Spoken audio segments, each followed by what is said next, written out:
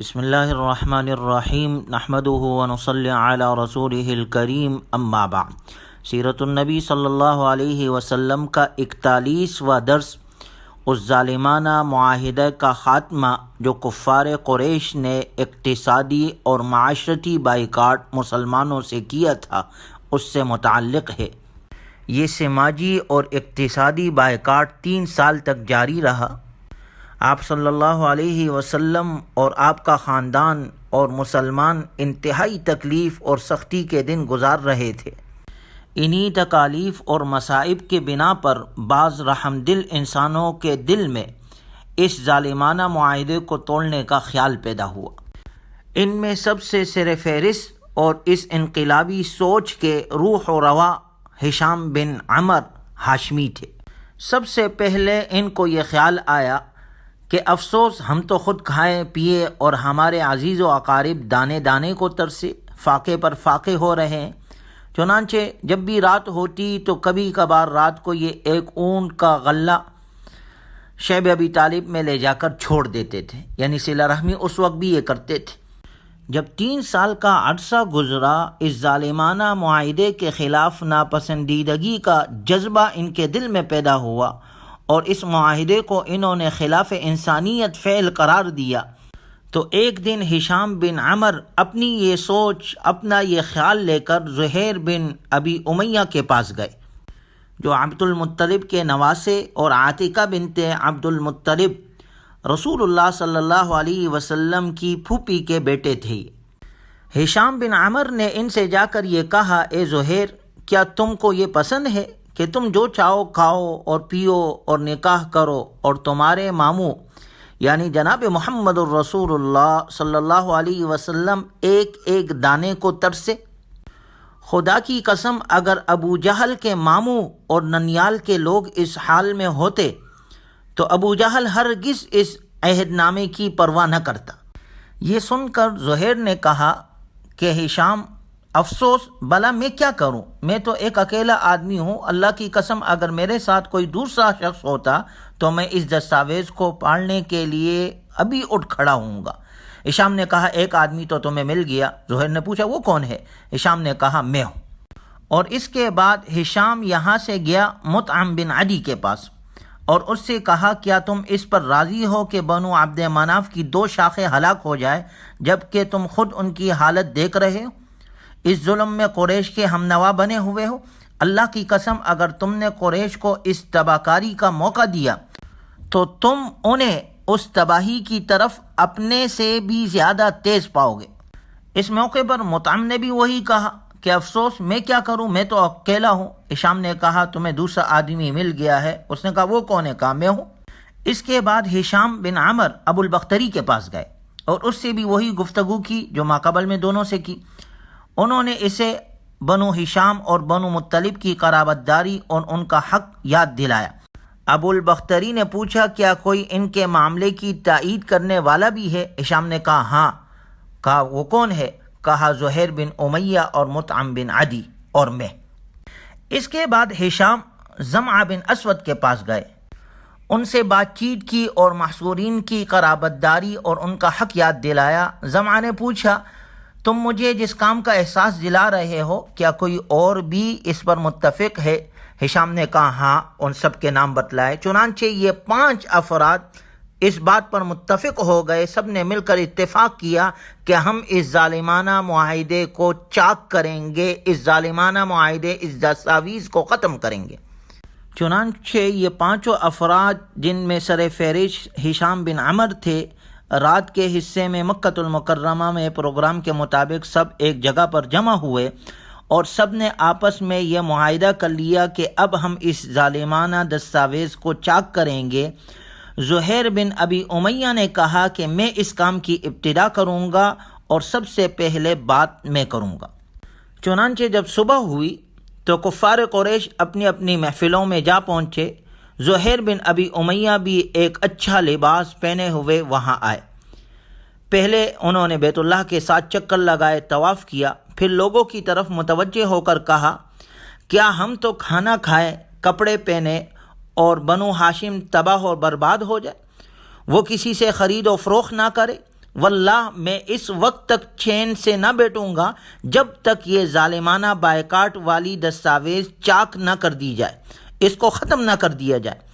یہ بات سن کر ابو جہل جو ایک کونے میں بیٹھا ہوا تھا بول اٹھا، تو جھوٹ کہتا ہے، اللہ کی قسم یہ دستاویز چاک نہیں ہوگی۔ اس پر زمعہ بن اسود نے کہا، واللہ تو سب سے بڑا جھوٹا شخص ہے، ابو جہل سے کہا، اور کہنے لگے کہ ہم تو اس کے لکھے جانے کے وقت بھی راضی نہ تھے۔ ابو البختری نے کہا، زمعہ درست کہتا ہے، ہم اس ظالمانہ دستاویز سے راضی نہیں ہیں۔ مطعم بن عدی نے کہا، تم دونوں سچ کہتے ہو، جو اس سے ہٹ کر بات کرتا ہے جھوٹ بولتا ہے۔ ہم اس دستاویز اور جو کچھ اس میں لکھا ہے اللہ کے حضور براءت کا اعلان کرتے ہیں۔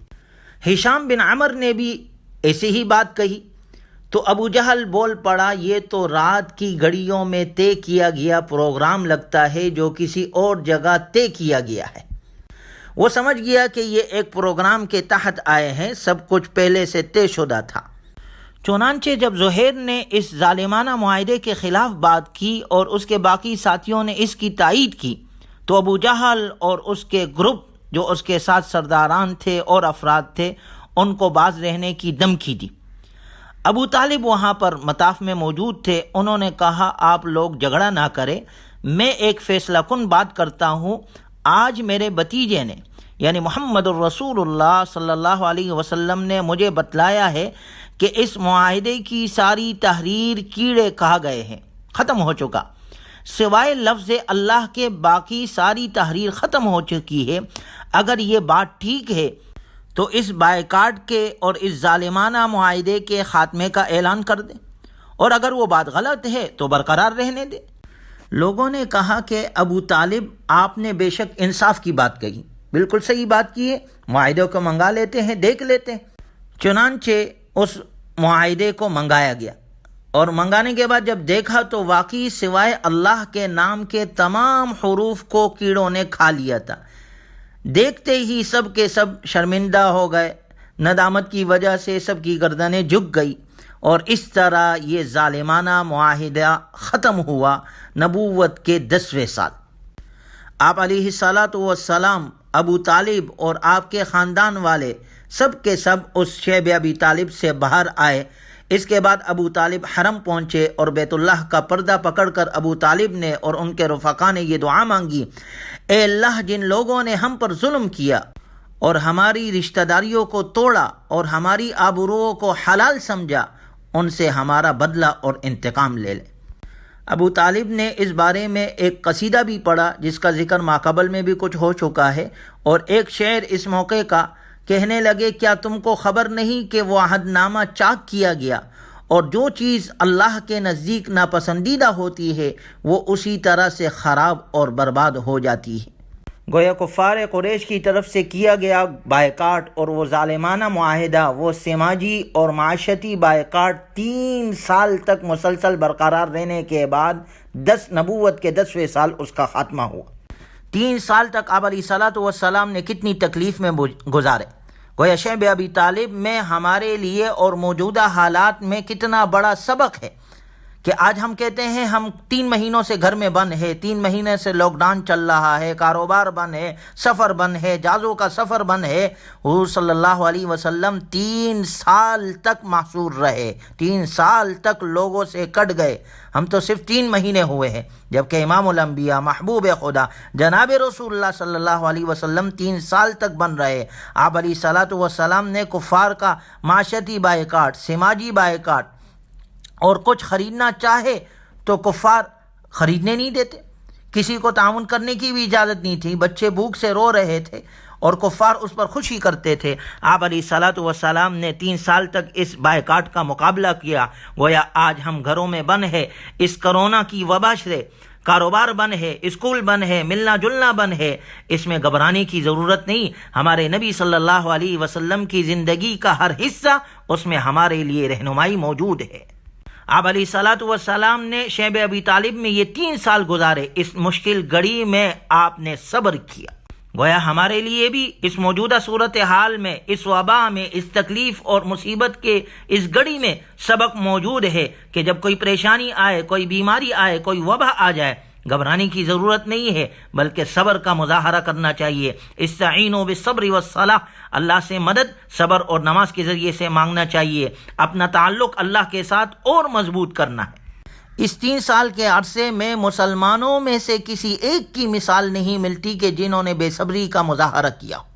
قرآنی تعلیمات سے ہمیں سبق ملتا ہے وَإِن يَمْسَسْكَ اللَّهُ بِضُرٍّ فَلَا كَاشِفَ لَهُ إِلَّا هُوَ، کہ کوئی بھی تکلیف یا کوئی بھی بیماری دور کرنے والی ذات صرف اللہ کی ذات ہے۔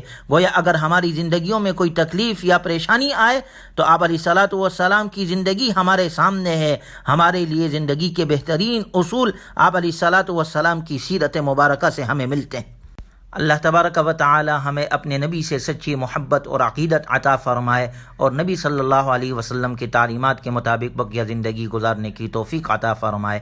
وآخر دعوانا ان الحمد للہ رب العالمین۔